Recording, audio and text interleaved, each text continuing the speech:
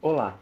Hoje a gente vai falar sobre o Levante de Évora e uma figura no mínimo curiosa, o Manuelinho.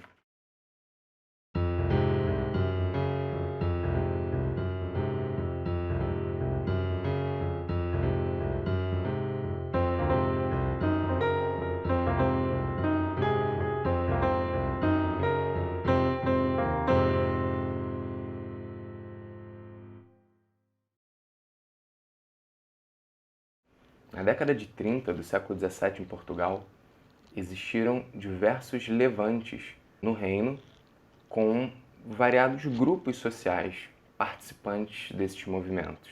Uma das principais causas desses movimentos eram o grande número de taxações, de impostos cobrados sobre as populações portuguesas. A região do Alentejo foi uma região onde existiram vários movimentos dessa natureza. E ressalta-se, na cidade de Évora, em 1637, um levante caracterizado dessa forma.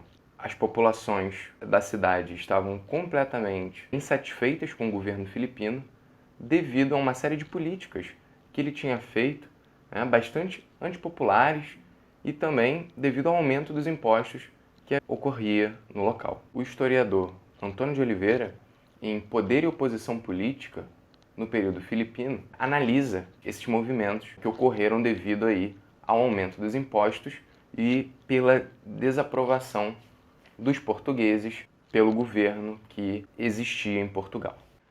A variedade de grupos sociais que participaram do levante ocorrido em Évora em 1637 produziu também uma série de materiais escritos por essas pessoas que buscavam se opor ao governo filipino na cidade. Diversos panfletos, cartazes, materiais escritos, papéis de todo tipo que passavam de mão em mão, exortavam a participação da população da cidade ao levante. Entre esses materiais, a gente pode destacar algo bastante curioso, que em grande parte deles existia a assinatura do Manuelinho. Em muitos desses materiais, como por exemplo o papel sem título, que diz: "Nós, meninos e rapazes, ministros da divina justiça, com particular providência de Deus, nosso Senhor, e com alçada sobre os traidores e perjúrios à pátria, executores dos tributos de um rei tirano, e com poder de executarmos castigos já decretados no tribuna da divina justiça, com autoridade quase divina a nós concedida, etc. Fazemos saber que, levados a nós do cristianíssimo zelo, da honra de Deus, amor da pátria, fome de nossos irmãos, pobreza de nossos pais, necessidade de nossas órfãs pelo perigo, a quem também estão expostas pelas presentes tiranias, finalmente, da grande pobreza de que a nós se queixa todo o estado de gente, desejando nós, pela obrigação de nosso ofício, buscar meio para se atalharem traições e roubos tão públicos e escandalosos, ainda à custa dos próprios bárbaros, que não conhecem que coisa é Deus. E como, executores da divina justiça, mandamos a toda pessoa, assim seculares como frades e clérigos, e aos padres da Companhia de Jesus, estejam presentes com suas orações e pessoas para nos acudirem a executar a sentença, que ora se despachou no tribunal da divina justiça, para que morra todo o que for traidor à pátria, e quiser executar tributos do rei tirano, ou que der para isso indústria alguma, e para que com o exemplar castigo de seus vergonhosos feitos não se renovem outros novos Catilinas e Marcos Antônios, para que não venham estes tais a ser queimados por traidores, como foi o que queimaram este presente ano por judeu. Do que se seguirá verem os portugueses a acabar de perder seu valor e serem infiéis a Deus e a sua pátria e a seu rei, sendo cristão, e ficarão prevalecendo contra nós, os tiranos, que cada dia acrescem e as fomes que há tanto tempo padecemos, sujeitos à servidão de um tirano faraó, que parece nos quer vender até a própria lei que temos, não entendendo que há de pôr Deus seus olhos de misericórdia nas lágrimas de um povo que sempre foi exemplo de cristandade, como é a nossa ilustre cidade de Évora, data aos 22 de agosto de 1637. Eu, Manuelinho, secretário, o escrevi. No papel, então, são destacados alguns pontos que os levantados buscavam reivindicar. Primeiro, uma clara oposição contra o governo filipino. Segundo, a diminuição das taxações que ocorriam no momento. Terceiro, criticavam aqueles portugueses que não haviam participado e que não estavam participando no movimento. E, por fim, a tirania de Filipe IV. Mas então, quem seria Manuelinho, que supostamente teria assinado esses papéis que circulavam em Évora no período do Levante? Manuelinho, segundo Francisco Manuel de Melo, em sua Epanáforas de Vária História, afirma que o personagem seria um doido e dizidor, aceitíssimo do povo. Ou seja, era uma figura popular que perambulava pelas ruas de Évora e era bastante conhecido na região. Então, a figura do Manuelinho era usada como forma de enganar as autoridades e de despistar os verdadeiros cabeças do Levante de Évora. Segundo Francisco Manuel de Melo, ainda sobre o nosso doido e dizidor de Évora, afirma: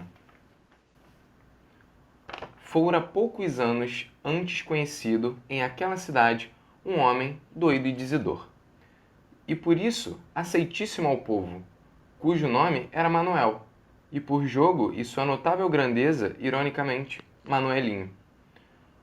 Usava fazer práticas pelas ruas ao vulgo, a quem com vozes desordenadas e histórias ridículas exercitava sempre a alegria. Donde procedeu ser na cidade e seus contornos a pessoa mais conhecida, cuja lembrança, recorrendo a alguns de aqueles inquietos, foi ordenado entre eles que todas as convocações, cartas, éditos e ordens se despachassem debaixo do sinal do Manuelinho de Évora, porque assim se escusava jamais de ser conhecido o autor destas obras, ficando aquele nome, desde então, constituído por sinal público, para que se pudesse entender sem confusão e sem chamamentos. Nesta observância, amanheciam cada dia fixados pelas praças e portas das cidades provisões, bandos e decretos pertencentes ao estabelecimento de sua defesa. Debaixo, dessa forma, se escreviam e despachavam cartas às câmaras do reino, se despediam os ministros de seus ofícios e se acomodavam neles outros em virtude de um simples provimento, assinado por Manuelinho de Évora. Chegou a tanto a autoridade de seus mandatos que bastava para que um cidadão, fidalgo ou ministro deixasse a cidade, casa e ofício ou entregasse sua fazenda, sem lhe ser assim mandado pela incerta voz de Manuel, porque já se sabia que nela era inclusa tacitamente a vontade do povo. Ressalta-se, então, a importância de entender que a figura do Manuelinho foi uma forma, uma estratégia de dissimular, de esconder os, de fato, líderes do movimento do Levante de Évora, para que assim os cabeças pudessem se esquivar de prisões, de censuras e de medidas agressivas feitas pelo governo de Filipe IV. Destaca-se também a capacidade de organização e de comunicação das populações urbanas portuguesas no período, como a vista aqui no caso de Évora. Por fim, também é importante salientar que, como afirmam alguns historiadores, os levantes ocorridos no Alentejo, e também especificamente no caso de Évora, não foram protagonizados por rústicos, como afirma Antônio Manuel Espanha na obra Imbecilitas. Muito pelo contrário, existia uma circulação de panfletos, cartazes, papéis de exortação às populações para a participação no movimento. Essas estratégias de simulação não foram exceção que ocorreram em Évora, mas já era uma estratégia política de sedições, de levantes, comumente conhecidas. Inclusive, já existiam teorizações sobre essas práticas, como, por exemplo, a obra Della Dissimulazione Onesta, do Torquato Aceto. Obrigado por ter assistido o vídeo até aqui. Eu sou Rodrigo Franco, doutor em História Social pelo programa de pós-graduação em História Social da Universidade Federal do Rio de Janeiro. Curta o vídeo, se inscreva no canal, ative o sininho e comente sugestões, dúvidas, vídeos que você gostaria de assistir aqui no canal. Aqui embaixo também vão estar alguns links sobre artigos que eu produzi e livros que eu publiquei.